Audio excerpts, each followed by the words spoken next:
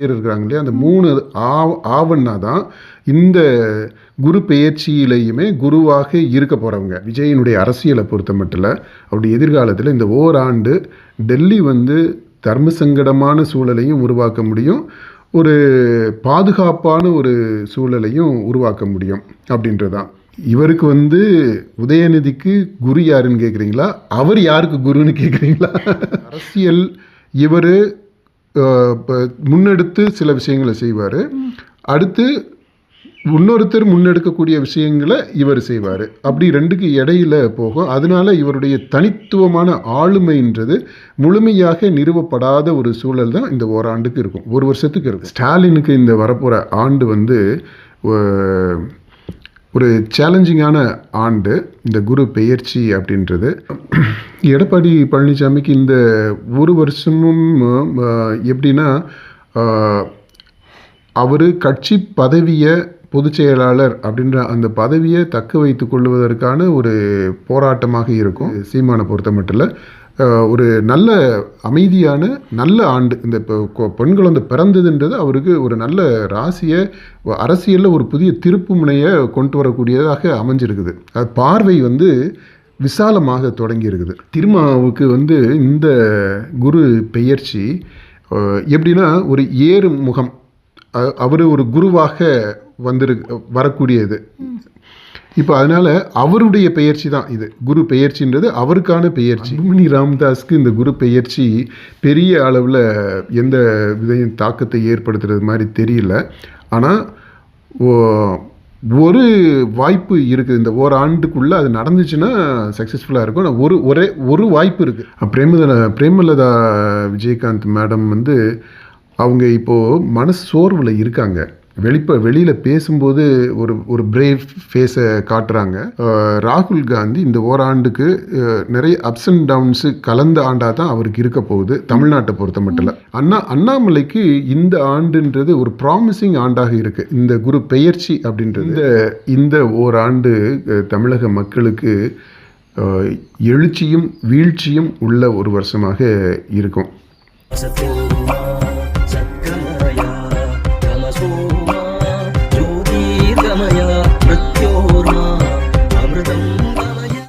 அன்னைக்கு குரு பயிற்சி, ஏற்கனவே சனி பயிற்சி அன்னைக்கு யார் யாருக்கு யார் சனியாக இருப்பாங்க அப்படின்னு சொல்லிட்டு கடந்த வருஷம் நீங்கள் சொல்லியிருந்தீங்க. அது மாதிரி தான் கிட்டத்தட்ட எல்லாருக்குமே நடந்துருக்குது. இந்த தடவை வந்து குரு பயிற்சி யாருக்கு யார் குருவாக இருந்து நல்லது செய்வாங்களா இல்லை கெட்டது செய்வாங்களா அப்படிங்கிறத வந்து சொல்லிடலாம். இல்லை, எல்லாருக்கும் நல்லது தான் நடக்கும். ஏன்னா எதுக்கு கெட்டதை பற்றி நம்ம சொல்லணும், நல்லது நடக்கும். அதில் அந்த நல்லது நடக்கிறதுல எவ்வளவு கால தாமதமாகலாம், சிலருக்கு கொஞ்சம் விரைவாக நடக்கலாம், அந்த மாதிரி தான். சொல்லுங்கள். இப்போ வந்து தலைவர்களுக்கு யார் குருவாக இருந்து நல்லது செய்வாங்க அப்படிங்கிறத பற்றி நீங்கள் சொல்லிடுங்க. முதல்ல வந்து தமிழக முதலமைச்சர் விஜய் அவரை எடுத்துக்கலாம். அவருக்கு வந்து குருவாக இருந்து அவரை வழிநடத்தக்கூடியவர் யார்? சனி பெயர்ச்சிக்கு நம்ம என்ன சொல்லியிருந்தோம்? அவருக்கு வந்து 3 ஆவை சொல்லியிருந்தோம். அவங்க புசியானந்த், ஆதவ் அர்ஜுனா, ஜானா ஆரோக்கியசாமி, இவங்க 3 பேர் தான் வந்துட்டு அவருக்கு சனியாக இருப்பார்கள். இந்த 3 சனியால தான் அவங்களுக்கு பிரச்சனை அப்படிங்கிற மாதிரி. இல்லை அதுதான் நீங்கள் சரியாக சொல்லல. அந்த 3 பேர் 3 ஆவன்னா இருக்குல்ல, அவங்க தான் சனி. இந்த சனிக்கு இடையில சினர்ஜி எப்படி இருக்கோ அதற்கேற்றது மாதிரி அந்த பலன்கள் இருக்கும் அப்படின்றத நம்ம சொல்லியிருந்தோம். இப்போது அதையும் இந்த சனி பெயர்ச்சின்றதையும் இப்போ இந்த குரு பெயர்ச்சி அப்படின்றதையும் நம்ம சேர்த்து இணைச்சி பார்க்கணும். ஏன்னா குரு பெயர்ச்சி இது ஒரு தனி ட்ராக்கில், சனி பெயர்ச்சி அது ஒரு தனி ட்ராக்கில், அது ஒரு 2.5 வருஷத்துக்கு போகிறது, இது ஒரு வருஷத்துக்கு தனித்தனியாக போகிறது கிடையாது, ரெண்டும் இணைஞ்சு தான் போகுது. அப்படி பார்க்கும்போது இவருக்கு இந்த ஒரு வருஷத்துக்கு குரு பெயர்ச்சி அப்படின்னா இந்த குருவாக இருக்கிறது இதில் அந்த 3 ஆவன்னா தான் சொல்லியிருந்தோம். நிறைய பேர் இணைஞ்சிருக்கிறாங்க. இணைஞ்சு இருந்தாலுமே அந்த ஆவா இருக்கிறது அந்த 3 பேர் இருக்கிறாங்க இல்லையா, அந்த 3 ஆவன்னா தான் இந்த குரு பெயர்ச்சியிலையுமே குருவாக இருக்க போகிறவங்க. எப்படி அந்த 3 பேருக்கு இடையில சனி பெயர்ச்சியில் இந்த சினர்ஜி வந்ததுன்னா அது தாக்கம் வந்து பாசிட்டிவாக இருக்கும் அப்படின்றத நம்ம சொல்லியிருந்தோமோ, அதே மாதிரி தான் இப்போ இந்த 3 பேரும் இந்த குரு ஸ்தானத்தில் இருக்கிறாங்க. இப்போ நீங்கள் உடனே கேட்கலாம், ஆனால் கேட்கல, ஏங்க நீங்கள் கேட்கலாம், இந்த செங்கோட்டையனெல்லாம் வந்திருக்கிறாரு, அவர் ஒரு சீனியர், இப்போ அவரெல்லாம் குரு ஸ்தானத்தில் இல்லையா அப்படின்னு நீங்கள் ஆனா அவங்க கேட்குறீங்களா? அதை குருவா தானே அவங்க நினைச்சுக்கிறாங்க. அவர் தான் வழிகாட்டுறாரு, அதிமுகவில இருந்து எல்லாரையும் கூட்டிட்டு வர்றதுக்கு அவர் தான் முன்னோடியா இருக்கிறாரு அப்படிலாம் சொல்லிட்டு இருக்கிறாங்களே. அவர் பதவி இருக்கும்போது எந்திரிச்செல்லாம் நின்று மரியாதையை காட்டினார். இல்லை, அந்த மரியாதை எல்லாமே இருக்குது. அவர் ஒரு சீனியர் பெரியவர் அப்படின்ற அந்த மதிப்பு எல்லாமே இருக்குது. ஆனால் குரு ஸ்தானத்தில் இல்லை. குருஸ்தானத்தில் இருக்கிறவங்க, அதாவது கட்சியை பொறுத்த மட்டும் இவர், அதாவது தாபிகாவுடைய தலைவர் விஜயினுடைய, ஜோசப் விஜயினுடைய இந்த அவருடைய ஃப்யூச்சரில் அவருடைய செயல்பாடுகளில் தாக்கத்தை ஏற்படுத்தக்கூடியதாக அந்த குரு பெயர்ச்சி இருக்குது இல்லையா, அந்த குருவாக இருந்து செயல்படுறது, அந்த தாக்கம் ஏற்படுத்துவது, அந்த இன்ஃப்ளூயன்ஸு, அந்த இம்பேக்ட் கொடுக்கறது யார் அப்படின்னா இந்த 3 ஆனா தான். 3 ஆவண்ணா, புசி ஆனந்த், ஜான் ஆரோக்கியசாமி, ஆதவ் அர்ஜுனா. அந்த ஆதவ், அந்த 3 ஆவண்ணா. இப்போ என்னன்னா இது ஒரு பாயிண்ட்டு. அடுத்து இந்த ஒரு வருடத்துக்கு பார்க்கும்போது இந்த குரு பெயர்ச்சி, இந்த குருவினுடைய செயல்பாடுகள் அது எப்படி இருக்குன்றதை பொறுத்து, அது ஏற்கனவே அந்த இனிஷியேட்டிவ்ஸுமே எடுத்திருக்கிறாங்க. டெல்லி அவருக்கு ஒரு முக்கியமான ஒரு புள்ளியாக இருக்க போகுது. விஜயினுடைய அரசியலை பொறுத்த மட்டும் அவருடைய எதிர்காலத்தில் இந்த ஓராண்டு டெல்லி தர்ம சங்கடமான சூழலையும் உருவாக்க முடியும், ஒரு பாதுகாப்பான ஒரு சூழலையும் உருவாக்க முடியும் அப்படின்றதான். அது எப்படி இந்த 3 ஆவண்ணாவும் டீல் பண்ண போகிறாங்க அப்படின்றத பொறுத்து அது அமையும். இதில் இப்போ பாருங்களேன், இப்போ நம்ம குரு பயிற்சியை பற்றி நம்ம பேச ஆரம்பிக்கும் போது அவர் டெல்லி விஜயமும் வருது. கரெக்டாக நம்ம அந்த குரு பயிற்சி இதில் சொல்கிறோம், டெல்லி தான் ஒரு முக்கியமான ஒரு புள்ளியாக இருக்க போகுது இந்த ஓராண்டுக்கு அப்படின்றத சொல்கிறோம். இப்போ நாளைக்கு அவர் போகிறாரு. அப்படி போகிறதில் பார்த்தோம் அப்படின்னா அது அன்இவென்ட்ஃபுல்லாக தான் இருக்கும்.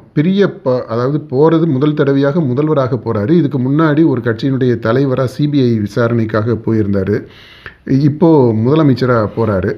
அந்த முதலமைச்சராக போகிறோம் அப்படின்ற அந்த ஒரு கெத்து இருக்கும். மற்றபடி பெரிய அளவில் அரசியல் ரீதியாக மாற்றத்தை, தாக்கத்தை, தமிழக அரசியலில் தாக்கத்தை ஏற்படுத்தக்கூடியதாக இப்போதைக்கு அது இருக்காது இந்த விசிட்டு. ஆனால் டெல்லி ஒரு முக்கியமான புள்ளியாக இருக்க போது இந்த ஒரு வருஷத்துக்கு அப்படின்றத நம்ம சொல்லியிருக்கிறோம். நாளைக்கு போகிற விசிட் ஒரு கர்ட்சி விசிட் மாதிரி தான் இருக்க போகுது. அடுத்தது எதிர்க்கட்சி தலைவர் உதயநிதி ஸ்டாலினுக்கு யார் குருவாக இருப்பாங்க? இந்த குரு பயிற்சி அரசியல் ரீதியாக அவருக்கு என்ன பலனை கொடுக்கும்? இல்லை, இப்போ இவருக்கு உதயநிதிக்கு குரு யாருன்னு கேட்குறீங்களா, அவர் யாருக்கு குருன்னு கேட்குறீங்களா? அந்த டபுள் அந்த டிலமா இருக்கு. அவர் குருவா, அவருக்கு இன்னொருத்தர் குருவா அப்படின்றது. இந்த போராட்டம் இருக்குது பார்த்தீங்களா, இந்த போராட்டம்னா அந்த அதிகாரத்திற்கு இடையில் இருக்கக்கூடிய அந்த ஒரு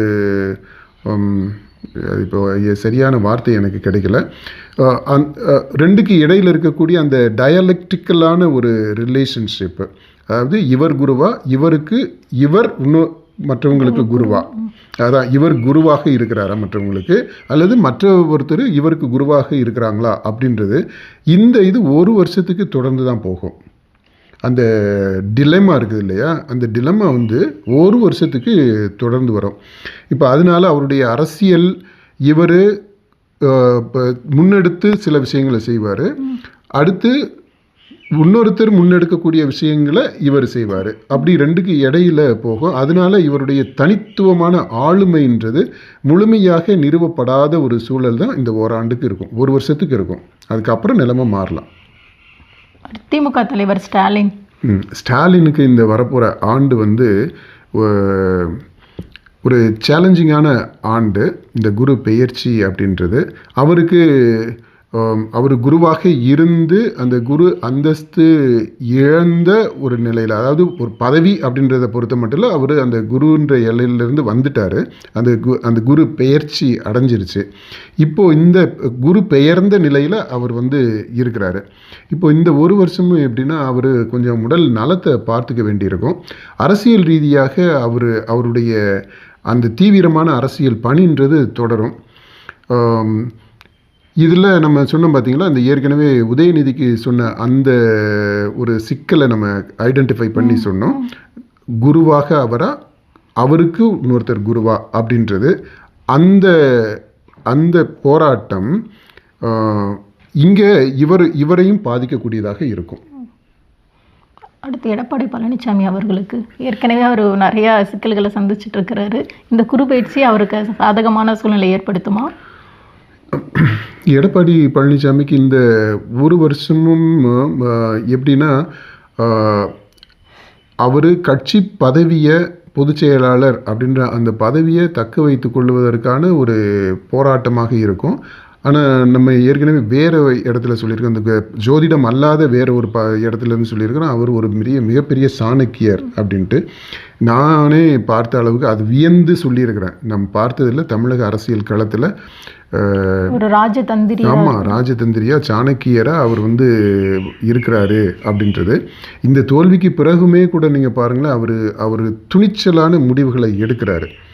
இப்போ அந்த மாதிரி இப்போ என்னென்னா, இந்த ஓராண்டு இந்த குரு பெயர்ச்சி அவருக்குமே எப்படின்னா, குரு பெயர்ந்த நிலையில் தான். இப்போ நம்ம ஸ்டாலினுக்கு சொன்னோம் பார்த்தீங்களா, அந்த மாதிரி குரு ஸ்தானத்தில் இருந்து இடம் மாறிடுச்சு. அந்த பெயர்ச்சி நடந்ததுனால அவங்க அதுக்கு அடுத்த நிலையிலேருந்து தான் அந்த ஸ்ட்ரகிளை பண்ண வேண்டியது இருக்குது. இப்போ அதே மாதிரி எடப்பாடி எடுத்துக்கிட்டோம்னா, அந்த குரு பெயர்ந்த நிலையில் அவங்க இருக்கிறாங்க. இப்போ இந்த ஒரு வருஷம் இந்த குரு பெயர்ச்சி முழுமையடைகிறது வரைக்குமே என்ன ஆகும்னா, அவங்க குருவாக இருந்து தலைமையாக இருந்து செய்தாங்க இல்லையா, அதில் ஒரு சறுக்கல் இருக்கும்.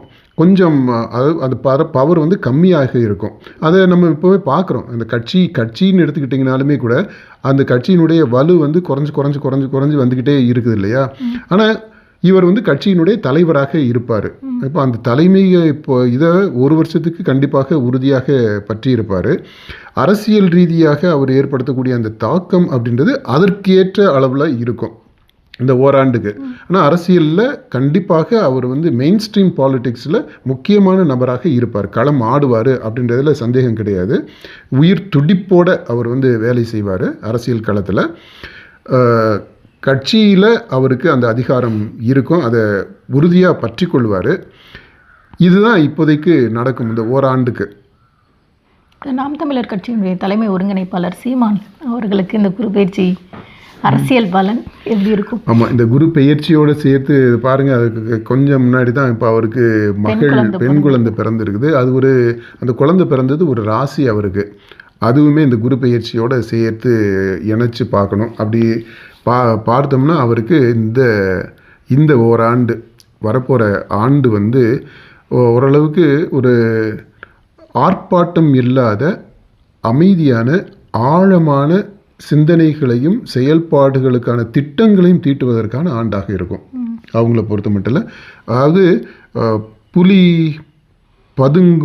பாயிறதுக்கு முன்னாடி பதுங்கும்னு சொல்லுவாங்க இல்லையா. இப்போ இது என்ன ஆயிடுச்சுன்னா, ஒரு பெரிய பாய்ச்சல் ஒன்று பாய்ஞ்சிருச்சு புலி.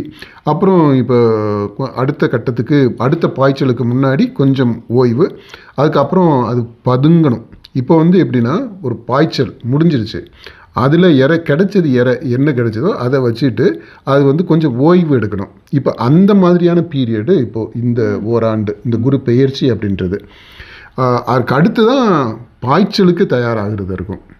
இப்போ இந்த ஓராண்டு இந்த ஓய்வுன்றது வெறுமனே ஓய்வு இல்லை, இந்த ஓராண்டில் நடக்கக்கூடிய விஷயங்கள் என்ன அப்படின்றதையும் நம்ம சொன்னோம். அது சீமானை பொறுத்த மட்டும் இல்லை, ஒரு நல்ல அமைதியான நல்ல ஆண்டு. இந்த பெண் குழந்தை பிறந்ததுன்றது அவருக்கு ஒரு நல்ல ராசியை, அரசியலில் ஒரு புதிய திருப்பு முனையை கொண்டு வரக்கூடியதாக அமைஞ்சிருக்குது. அது பார்வை விசாலமாக தொடங்கி இருக்குது. இன்னொரு பார்வை, இது வரைக்கும் ஒரு பையன் மட்டும் இருந்தால் அந்த பார்வைன்றது வேற. வீட்டில் ஒரு பெண் குழந்தை வந்துருச்சு அப்படின்னா அந்த பார்க்கக்கூடிய பார்வை மாறிடும். பார்த்தீங்களா, அதாவது ஒவ்வொரு குடும்பத்திலையுமே நீங்கள் 2 பசங்கள் இருக்கிற குடும்பத்தை எடுத்துக்கோங்க, ஒரு பையனும் ஒரு பொண்ணும் இருக்கிற குடும்பத்தை எடுத்துக்கோங்க, 2 பொண்ணுங்க இருக்கிற பெண் குழந்தைகள் இருக்கிற குடும்பத்தை எடுத்துக்கோங்க. அந்த வேறுபாடு உங்களுக்கு தெரியும். இந்த பெண் குழந்தையினுடைய ப்ரெசன்ஸ் இருக்கிறதுன்றது அந்த குடும்பத்தில் ஒரு அற்புதமான ஒரு சூழலை உருவாக்கி விட்டுரும். அந்த மாதிரி தான் இப்போ சீமானுக்கு அவருடைய தனிப்பட்ட வாழ்க்கையில் நடந்திருக்குது. அவருக்கு தனிப்பட்ட முறையில் நடக்கக்கூடியது கண்டிப்பாக கட்சியிலையும் தாக்கத்தை ஏற்படுத்த தான் செய்யும் அவங்களுடைய கட்சியில். அப்போ இந்த நாம் தமிழர் கட்சியில் வரக்கூடிய அந்த மாற்றங்கள் இது தமிழக அரசியல் களத்திலையும் ஒரு தாக்கத்தை ஏற்படுத்தும். அந்த விதத்தில் இந்த ஆண்டு குரு பெயர்ச்சி அப்படின்றது அவருக்கு ஒரு புது வரவை கொடுத்துருக்குது, புது பார்வையை கொடுக்கக்கூடிய ஆண்டாக இது இருக்குது. விசிகா தலைவர் திருமாவளவன் அவர்களுக்கு திருமாவுக்கு இந்த குரு பெயர்ச்சி எப்படின்னா ஒரு ஏறு முகம், அவர் ஒரு குருவாக வரக்கூடியது. இப்போ அதனால் அவருடைய பெயர்ச்சி தான் இது. குரு பெயர்ச்சின்றது அவருக்கான பெயர்ச்சி. இப்போ இது அதிகாரத்தை நோக்கிய ஒரு இதாக இருக்குது. இப்போ இந்த ஓராண்டு எப்படி இருக்கும் அப்படின்னா, இந்த ஏற்றம்ன்றது சுமூகமாக இருக்காது. அது ஒரு அடி ஏறுனா 2 அடி சறுக்கிறது அப்படின்றது இருக்குது. இல்லை 2 அடி சறுக்குனா 1 அடி ஏறுறது அப்படின்றது 2 விதத்துலையுமே நம்ம இன்டர்பிரட் பண்ணிக்க முடியும். அது நீங்கள் குறைவாக சொல்லணும் அப்படின்னா, என்னடா 1 அடி ஏறுனா 2 அடி கீழே சறுக்கிறது மாதிரி இருக்குது அப்படின்னு சொல்லலாம். பாசிட்டிவாக சொல்கிறதுனா 2 அடி சறுக்குனா 1 அடி ஏறுறோம் அப்படின்றது நம்ம சொல்லலாம். ஒரு அடியாக ஏறிக்கிட்டு போகிறோம் அப்படியும் பார்க்கலாம், 2 அடியாக சறுக்கிக்கிட்டு இருக்கிறோம் அப்படின்னு நம்ம பார்க்கலாம். இப்போ அந்த பார்வை தான் இன்னைக்கு திரும்ப முன்னாடி இருக்கக்கூடியது. இந்த ஒரு வருஷமும் அப்படி தான் இருக்கும். ஏற்றம் இறக்கம், அதிகாரத்தை நோக்கி அந்த இதில் ஏற்றம் இருக்கும், இறக்கம் இருக்கும். இது அடுத்து இந்த உள்ளாட்சி தேர்தல் இதெல்லாம் வருது, அதை பற்றி நம்ம பேசவே இல்லை. இது குரு பெயர்ச்சியோடு நம்ம தொடர்படுத்தி நீங்களும் கேட்கல, அதை பற்றி சொல்லலை. ஆனால் இந்த திருமாவளவனில் அந்த கான்டெக்ஸ்டில் வந்துருச்சு. அதனால் இந்த ஏற்றமும் இருக்கும், இறக்கமும் இருக்கும். அது எப்படி இன்டர்பிரட் பண்ணிவிட்டு கட்சியை அடுத்த கட்டத்துக்கு நகர்த்துகிறோம் அப்படின்றது திருமா கையில் தான் இருக்குது. அதில் இந்த ஒரு வருஷமும் சூப்பரான வருஷமாகவும் சொல்ல முடியும், மனச்சோர்வு தரக்கூடிய வருஷமாக மாற்றிக்கவும் முடியும். அடுத்து பாமக அன்புமணி ராமதாஸ். அன்புமணி ராமதாஸ்க்கு இந்த குரு பெயர்ச்சி பெரிய அளவில் எந்த விதையும் தாக்கத்தை ஏற்படுத்துறது மாதிரி தெரியல. ஆனால் ஒரு வாய்ப்பு இருக்குது, இந்த ஓராண்டுக்குள்ளே அது நடந்துச்சுன்னா சக்ஸஸ்ஃபுல்லாக இருக்கும். ஆனால் ஒரு வாய்ப்பு இருக்குது அந்த குரு இதில் என்ன, டெல்லியில் அவருக்கு ஒரு வாய்ப்பு கிடைக்கிறதுக்கான சூழல் இருக்குது. டெல்லியினுடைய இன்ஃப்ளூயன்ஸ் வடக்கு நோக்கி அதுக்கு சில பூஜை பரிகாரங்கள்லாம் பண்ணாருன்னா அது நடக்கிறதுக்கான வாய்ப்புகள் இருக்குது. அதர்வைஸ் இது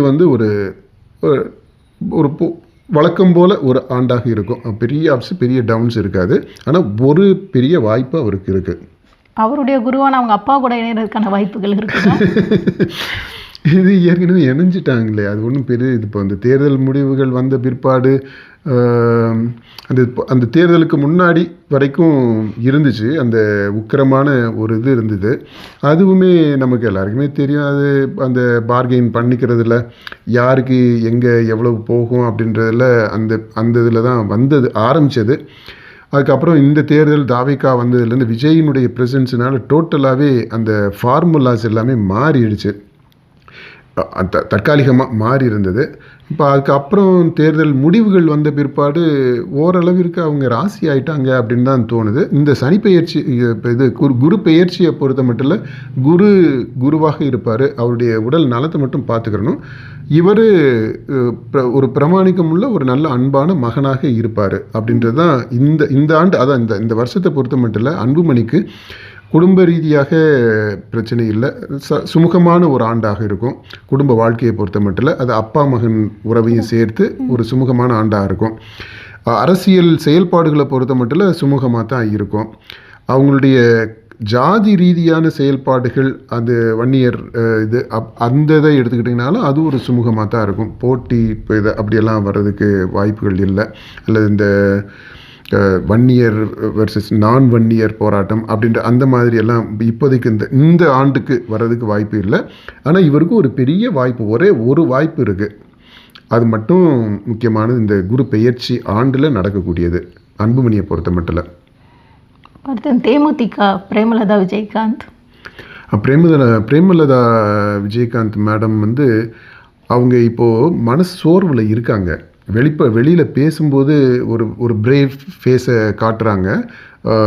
ஆனால் அவங்க ஏதோ திமுக அணியில் சேர்ந்தது தப்பா, இந்த ஒருவேளை தாவிக அணியில் போய் தாவிக கூட போய் சேர்ந்துருக்கணுமா, அணியாக சேர்ந்துருக்கணுமா, அல்லது இப்போவுமே கூட இது மற்றவங்க மாதிரி நம்மளும் முன்னாடியே இதுக்கு திமுக அணியிலேருந்து பிரிஞ்சு தாவிக பக்கம் போயிருக்கணுமா அப்படின்ற அந்த மாதிரியான எண்ணப்போக்குகள்லாம் இருக்கும்னு நினைக்கிறேன்.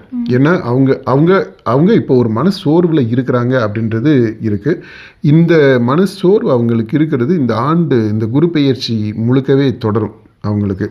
ஆனால் அதில் மீண்டு வந்துடுவாங்க அதுக்கு அடுத்து. ஏன்னா மற்ற இது சனி பெயர்ச்சியோடு நம்ம சேர்த்து பார்க்கணும்னு நம்ம சொல்லியிருக்கிறேன். அப்படி பார்க்கும்போது அது கண்டிப்பாக அதுலேருந்து மீண்டுருவாங்க, வேறு ஒரு முடிவுகள்லாம் எடுக்கிறது மாதிரி வரும் விரைவிலேயே. ஒருவேளை அந்த உள்ளாட்சி தேர்தல்கள்லாம் வரப்போகிற சூழல் வந்துச்சுன்னா அப்போ நம்ம இதை பற்றி விரிவாக பேசலாம். இன்றைக்கி இந்த குரு பெயர்ச்சியை வச்சு சொல்லணும் அப்படின்னா அவங்களுக்கு ஒரு இப்போ என்ன மனநிலையில் இருக்கிறாங்களோ அந்த மனநிலையில் அவங்க வந்து கொஞ்சம் தொடர்றது மாதிரி இருக்கும். அதை டீல் பண்ணி அதில் இருந்து மீண்டு வருவதற்கான முயற்சிகள் தொடர்ந்து நடக்கும். அது வெற்றிகரமாக நடந்துடும். இப்போ காங்கிரஸ் கட்சிக்கு இந்த குறுப்பெயர்ச்சி எப்படிப்பா இருக்கும்? மினிஸ்டர்லாம் இருக்கிறாங்க பல வருடங்களுக்கு பிறகு. ஆமாம், காங்கிரஸ் கட்சிக்குன்னு நம்ம சொல்ல முடியாதுல்லப்பா, யாராவது கேளுங்க. நம்ம ராகுல் காந்தி தான் சொன்னால் அவர் தமிழ்நாட்டுக்கு சம்மந்தம் உள்ளவங்கனால காங்கிரஸ் கட்சி அப்படின்னு சொல்லி சொன்னேன். இல்லை, யாராவது ஒருத்தர் ராகுல் காந்தி இந்த தமிழ்நாட்டை பொறுத்த மட்டும் இல்லை, அவர் எடுத்த முடிவு எப்படின்னா அவருடைய குரு பெயர்ச்சி அப்படின்னு நம்ம பார்த்தோம்னா ஸ்ட்ராட்டஜிக்காக அவங்களுக்கு அந்த குரு பெயர்ச்சி சரியாக அமையலை. இந்த ஆண்டு ராகுல் காந்தி இந்த ஓராண்டுக்கு நிறைய அப்ஸ் அண்ட் டவுன்ஸு கலந்த ஆண்டாக தான் அவருக்கு இருக்க போகுது தமிழ்நாட்டை பொறுத்த மட்டும். இல்லை, நீங்கள் குறிப்பிட்ட ஆள் பற்றி கேட்டிங்கன்னா நம்ம அதை வந்து சரி, 2 அமைச்சர்களை பற்றியே சொல்லிடுங்க. விஸ்வநாதன் அவர் அமைச்சராக இருக்கிறாரு, உயர்கல்வித்துறை அமைச்சர். உயர்கல்வித்துறை அமைச்சர் அவருடைய செயல்பாடு எப்படி இருக்கும்னா அது ஒரு வழக்கமான ஒரு அமைச்சர் அப்படின்ற அளவில் தான் இருக்க போகுது. இப்போ நம்ம தனியாக ஒரு காணொலி நம்ம போட்டிருந்தோம். அதில் வந்து பெடகஜி ஆஃப் தி அப்ரெஸ்ட் அதை பற்றியெல்லாம் கூட கோட் பண்ணி நம்ம போட்டிருந்தோம். ஒரு புரட்சிகரமான கல்வியை கொடுக்கக்கூடிய வாய்ப்புகள்லாம் இருக்குது அப்படின்ட்டு. அது நம்முடைய ரீடிங் ஆஃப் டுடேஸ் பாலிடிக்ஸ் அதை பற்றி சொன்னோம். ஆனால் இந்த குரு பெயர்ச்சியை வச்சு பார்க்கும்போது இந்த ஆண்டு அந்த கல்வி அமைச்சகத்தில் உயர்கல்வியில் பெரிய அளவில் மாற்றங்கள் வருவதற்கான வாய்ப்புகள் இல்லை. குரு பெயர்ச்சி அப்படி ஒன்றும் சொல்லலை. அதனால் அவர் ஒரு மினிஸ்டராக இருப்பார், ஒரு நல்ல மினிஸ்டராக கூட இருக்கலாம். ஆனால் பெருசாக இந்த உயர்கல்வியில் ஒரு சாதனையை நிகழ்த்தக்கூடியதாக இந்த ஓராண்டு இருக்காது. ஒருவேளை இந்த டைமில் அவர் படிச்சுட்டு அதுக்கு அடுத்தபடியாக வரலாம். ஏன்னா இந்த வருஷம் வந்து ஒரு அன்இவெண்ட்ஃபுல் ஆண்டாக இருக்கும் உயர்கல்வியை பொறுத்த மட்டும். அந்த மினிஸ்டருடைய செயல்பாடுகளை பொறுத்த மட்டும். பிஜேபியிலேருந்து யாரையுமே கேட்கல நீங்கள். அப்படி ஜோசப் விஜய் ஆட்சிக்கு வந்துட்டாரு அப்படின்னு உடனே நீங்கள் பிஜேபியை ஒதுக்க ஆரம்பிச்சிட்டிங்களா? அதான் நம்ம சொன்னோம், டெல்லியில் தான் முக்கியமான இருக்குன்றதை சொல்லியிருக்கிறோம். விஜய்க்கு கண்டம்ன்ற வார்த்தை நம்ம பயன்படுத்தலை. ஆனால் அந்த டெல்லியில் ஒரு முக்கியமான அது ஒரு புள்ளியாக இருக்குது. இந்த ஓராண்டு எடுத்துக்கலாம்ல. ஆமாம், பாசிட்டிவாகவும் இருக்கலாம், நெகட்டிவாகவும் இருக்கலாம்ல. ஆமாம், இது எப்படி இவங்க டீல் பண்ண போகிறாங்கன்றதை பொறுத்து இருக்குது. ஏன்னா இங்கே மாநிலத்திலிருந்து இவர் முதலமைச்சராக அவர் சில கோரிக்கைகள் அவருக்கு இருக்குது. அப்புறம் அங்கே டெல்லியில் மத்திய அரசு, அவங்க ஒன்றிய அரசு, ஏன்னா ஒன்றிய அரசுன்ற தொடரை தான் இன்னும் தாவிகாவிலையும் பயன்படுத்துகிறாங்க. அப்போ அந்த ஒன்றிய அரசு அவங்க சைடிலிருந்து சில கோரிக்கைகள் இருக்குது, சில நிபந்தனைகள் இருக்குது. இப்போ இது ரெண்டும் எந்த புள்ளியில் சமரசமாகுது அப்படின்றது ரொம்ப முக்கியம். அப்படி இந்த ரெண்டும் சமரசம் ஆகும்போது அது தமிழ்நாட்டினுடைய நலனுக்கு உகந்ததாக இருக்குமா அந்த சமரசம், இல்லை வெறுமனே அரசியல் அதிகாரத்தை தக்க வைத்து கொள்வதற்கான சமரசமாக இருக்குமா அப்படின்றது தான் முக்கியம் அதில் வரக்கூடியது. இப்போ இந்த இதை பொறுத்த மட்டும் அந்த டெல்லி முக்கியமாக இருக்கும். மற்றபடி இந்த ஒரு ஆண்டு எப்படி இருக்குன்றதை நம்ம சொல்லிட்டோம் இல்லையா. அந்த 3 ஆவண முக்கியமாக செயல்பாடு அது முக்கியம். இந்த பக்கம் டெல்லியில் இருக்கக்கூடியது அந்த ஒரு இது முக்கியமாக இருக்குது தாவிகாவை பொறுத்த மட்டும். இப்போது பாஜக நயினார் நாகேந்திரன் வந்து தலைவராக இருக்கிறாரு. அவருக்கு இந்த குரு பயிற்சி எப்படி இருக்கும், அதை தொடர்ந்து அண்ணாமலைக்கும் சொல்லிடுங்க. ஆமாம், இப்போது நயினார் நாகேந்திரன் அவருடைய இது எப்படின்னா, நம்ம இவங்களுக்கு சொன்னோம் பார்த்தீங்களா, காங்கிரஸ் இல்லை நம்ம தேமுதிக அவங்களுக்கு ஏறத்தாழ அந்த மாதிரியான ஒரு மனநிலையில் தான் நயினார் நாகேந்திரன் இருக்கிறாரு. அவருக்கு உளச்சோர்வு இருக்குது. இப்போது அதனால என்ன பண்ணலான்னா, அவர் குருவாக இருந்து குரு பெயர்ச்சி அடைந்ததில் வீழ்ச்சி வந்திருக்குது. வீழ்ச்சியாக அவர் இன்டர்பிரட் பண்ணியிருக்கிறாரு. ஏன்னா நம்ம இதில் குரு பெயர்ச்சியில் பார்க்கும்போது அவருடைய ஜாதகம் இதெல்லாம் வச்சு பார்க்கையில் அப்படி தான் தோணுது. அவர் உள்ள ரொம்ப சோகத்திலையும் மன வருத்தத்திலையும் இருக்கிறாரு, சோர்வில் இருக்கிறாரு. இப்போ அந்த சோர்விலிருந்து அவர் மீள்றதுக்கு இந்த ஓராண்டுக்குள்ளே, இந்த குரு பயிற்சிக்குள்ளே ஒன்று அவர் இந்த பொறுப்பிலிருந்து விடுபட்டுறது அவருக்கு ஒரு ரிலீஃபாக இருக்கலாம். அல்லது இந்த பொறுப்பிலே கண்டினியூ பண்ணுறாரு அப்படின்னா இப்போ இதை கடந்து வர்றது அவருக்கு ஒரு இந்த ஆண்டு முழுக்கவே ஒரு போராட்டம் அப்படின்னு சொல்கிறது இல்லை. ஆனால் இது இதை டீல் பண்ண வேண்டிய அந்த கட்டாயம் இருக்குது அவருக்கு. ஆனால் இந்த ஓராண்டில் அவர் இதை கடந்து வந்துடுவார். இந்த வருஷம் இந்த குரு பெயர்ச்சி ஆண்டு முழுக்க அவருக்கு இது ஒரு சேலஞ்சாக இருக்கும். அண்ணாமலையை பொறுத்த இது போதுமா? அண்ணாமலையை சொல்லிடலாமா? அண்ணாமலைக்கு இந்த ஆண்டுன்றது ஒரு ப்ராமிசிங் ஆண்டாக இருக்குது. இந்த குரு பெயர்ச்சி அப்படின்றது ஒன்று அவர் குரு அந்தஸ்துக்கு போகிறதுக்கு, அதை நோக்கி போகிறதுக்கான ஒரு வாய்ப்புகள் வருது. குருன்னா அப்போ ஒரு அமைச்சராகலாம், அல்லது கட்சி தலைவராகலாம், அல்லது வேறு ஒரு கட்சியில் போயிட்டு ஒரு முக்கியமான பொறுப்பு வரலாம். அப்படி அதாவது அவருடைய இதில் இந்த ஒரு வருஷத்தில் அதிகாரத்தை நோக்கிய அந்த இதில் ஒரு அப்வர்ட் மூவ்மெண்ட் ஒன்று இருக்குது அவருக்கு. இந்த ஓராண்டு குரு பெயர்ச்சி அந்த குருவாக அவர் வருவதற்கு, அதாவது அரசியல் அதிகாரத்தை பொறுத்த மட்டும் இல்லை, அதை நோக்கி மேலே போகிறதுக்கு ஒரு வாய்ப்பு இருக்குது அவருக்கு. ஒரு வாய்ப்பு இருக்குது. அது அந்த பாஜக கட்சிக்குள்ளே டெல்லியில் இருக்கலாம், அல்லது இங்கே மாநிலத்தில் இருக்கலாம், அல்லது பாஜக எல்லாமே வெளியில் ஒரு கட்சியில் கூட இருக்கலாம். அப்படிப்பட்ட ஒரு வாய்ப்பு இருக்குது அவருக்கு. மற்றபடி அவர் அதை நோக்கி வேலை செய்வார் செய்யாமல் இருப்பார் அப்படின்றது அது முக்கியம் இல்லை. அவர் இயல்பாக அவருடைய வேலைகளை தான் செய்வார். ஆனால் இந்த மாதிரியான ஒரு வாய்ப்பு அவருக்கு எப்போ வேணாலும் வரலாம். நம்ம எப்படி இவருக்கு சொன்னோம் பார்த்தீங்களா, அன்புமணிக்கு ஒரு வாய்ப்பு இருக்குது. மற்றபடி அது ஒரு பொதுவான வழக்கமான ஒரு ஆண்டாக இருக்கும் இந்த குரு பெயர்ச்சி அப்படின்றது. அதே போல் அண்ணாமலைக்கும் ஒரு வாய்ப்பு, சூப்பரான ஒரு வாய்ப்பு இருக்குது. மற்றபடி வழக்கமான ஒரு ஆண்டாக அவருக்கு இருக்கும். இப்போ சசிகலா அவர்களுக்கு, ஏன்னா இப்போ அதிமுகவில் நிறைய பிரச்சனைகள் நடந்துகிட்ருக்கு, இவங்களும் அதிமுகவிலிருந்து வெளியேற்றப்பட்டவர் தான். மீண்டும் இணைகிறதுக்கான வாய்ப்புகள் இருக்குதா, இல்லை அவங்க ஒரு கட்சி வேறு ஆரம்பிச்சிருக்கிறாங்க, அதை பலப்படுத்துறதுக்கான வாய்ப்புகள் இருக்குதா? இல்லை, அது இதில் இந்த குரு பெயர்ச்சியை வச்சு நம்ம பார்க்கும்போது இந்த ஒரு ஆண்டுக்கு அவங்களுக்கு பெருசாக எந்த வாய்ப்பும் இல்லை. அதாவது அரசியல் அதிகாரம் அப்படின்றதில்ல, மற்றபடி அவங்க ஒரு ரெஸ்பெக்டபிள் ஸ்டேட்டஸில் இருப்பாங்க, ஒரு மரியாதைக்குரிய அந்தஸ்தில் இருப்பாங்க. அவங்க சொன்ன சில விஷயங்களை கேட்குறதுக்கான சூழல் கூட வரலாம். ஆனால் அவங்க ஒரு குருவாக அந்தஸ்தில் போய் உட்கார்றதுக்கான, அதாவது நீங்கள் சொல்கிறது மாதிரி அந்த ஒருங்கிணைந்த அதிமுகவுடைய தலைவராக இவங்க இருப்பாங்க. அப்படி அந்த மாதிரியான சூழல் வருவதற்கான வாய்ப்பு இந்த ஒரு வருஷத்தில் இல்லை. இதுக்கு அப்புறம் ஏன்னா நம்ம இந்த சனி பயிற்சியும் இதையும் சேர்த்து பார்க்கணும். இந்த குரு பயிற்சி ரெண்டும் சேர்ந்து அந்த டைனாமிக்ஸில் என்ன ஆகுன்றது தான் இப்போ நான் சொல்லியிருக்கிறேன் எல்லாருக்குமே. இப்போ அதுக்கு அடுத்து இந்த குரு பயிற்சிக்கு அப்புறமா என்ன நடக்கும் அப்படின்றத நம்ம இப்போ சொல்லலை. அதை பற்றி யாருக்கும் அதை பற்றி நம்ம சொல்லலை. இந்த ஓராண்டுக்கு அவங்களுடைய வாழ்க்கை பெருசாக அப்படியே மேலே உட்காந்துடுறது மாதிரி. இப்போ இந்த நடக்கக்கூடிய இந்த பிரச்சனைகள், இந்த இப்போ எம்எல்ஏஸ் எல்லாம் போகிறாங்க, இது வர்றாங்க, அந்த மாதிரி இருக்கு இல்லையா, அதில் எல்லாத்துலேயும் இவங்க மத்தியஸ்தம் பண்ணி இவங்க தலைமைத்துவத்துக்கு வந்துடுவாங்க அப்படின்றது இல்லை.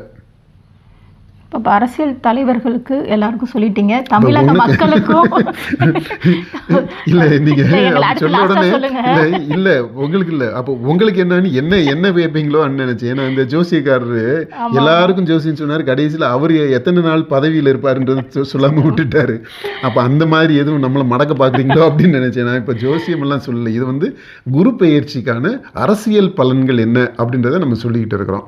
அது சனி பெயர்ச்சிக்கு நம்ம சொன்னது கரெக்டாக சொல்லியிருக்கிறோம், கணிச்சு சொல்லியிருக்கிறோம். அதே மாதிரி இப்போ இந்த குரு பயிற்சிக்கு சொல்கிறதும் ஓரளவுக்கு கணிச்சு அறிவியல் படி நமக்கு தெரிந்த அறிவியலை முன்வைத்து, அரசியலை வைத்து, இந்த ஜோதிட கலை அறிவையும் வச்சுட்டு நம்ம அந்த ஆன்மீகத்தையும் உள்வாங்கி இந்த இதை சொல்லியிருக்கிறோம். இப்போ அந்த விதத்தில் தான் இப்போ நீங்கள் என்ன கேட்க போகிறீங்க? மக்கள் தமிழ்நாட்டு மக்களுக்கு எப்படி இருக்கும் இந்த குரு பயிற்சி? புதிய அரசெல்லாம் பொறுப்பேற்று இருக்குது. ஆமாம், அதற்கு பிறகு வரக்கூடிய முதல் குரு பயிற்சி. ஆமாம். இந்த இந்த ஓராண்டு தமிழக மக்களுக்கு எழுச்சியும் வீழ்ச்சியும் உள்ள ஒரு வருஷமாக இருக்கும். அதாவது பெரிய எதிர்பார்ப்புகள், ஒரு எக்ஸைட்மெண்ட்டு, ஒரு சோர்வு, ரெண்டு எக்ஸ்ட்ரீமாக இருக்கும். ரெண்டும் கலந்ததாக இருக்கும். கலந்த கலவையாக தான் இந்த ஓராண்டு முழுக்கவே போக போகுது. அதற்கான தொடக்கங்களை நம்ம ஏற்கனவே பார்த்துட்டோம். இப்போ இந்த குரு பெயர்ச்சி it's a turbulent, disturbing, at the same time exciting, awesome, wonderful. அது ஒரு பக்கம் இருக்கும். இன்னொரு பக்கம் பார்த்திங்கன்னா அந்த டிப்ரெஷன் இருக்கும், கோபம் இருக்கும், டிசப்பாயின்ட்மெண்ட் இருக்கும். இது ரெண்டுமே அப்படியே மாறி மாறி ஒன்று ஊடறுத்து செல்லக்கூடியதாக இருக்கும். இதனுடைய விளைவுகள் எல்லாம் எப்படி இருக்கும் அப்படின்றது, ஒருவேளை இந்த தேர்தல்னு வந்தால், இடைத்தேர்தல்னு வந்தால் அது எப்போ வரும் என்னன்றது நமக்கு தெரியல. இப்போ அந்த சூழ்நிலையில் இந்த குரு பெயர்ச்சியும் இதற்கு முன்னால் இருந்து தொடர்ந்து வந்துக்கிட்டு இருக்கக்கூடிய அந்த சனி பெயர்ச்சியும் சேர்ந்து எப்படி வேலை செய்யும் அப்படின்றத நம்ம பார்க்கலாம். இப்போதைக்கு இந்த ஆண்டுன்றது குரு பெயர்ச்சி சனி பெயர்ச்சி கலந்த இந்த அந்த செயல்பாட்டில் வரக்கூடிய இந்த ஆண்டு இட் வில் பி ஒரு ஏற்றமும் இறக்கமும், எழுச்சியும் வீழ்ச்சியும் உள்ள ஆண்டாக இருக்கும் தமிழகத்தை பொறுத்த மட்டும். உங்களுக்கு நான் தனியாக சொல்கிறேன், கேமரா வெளியில் சொல்கிறேன். அது மாதிரி எனக்குமே நான் அப்புறமா சொல்லிடுறேன். வாழ்த்துகள் எல்லாருக்கும்.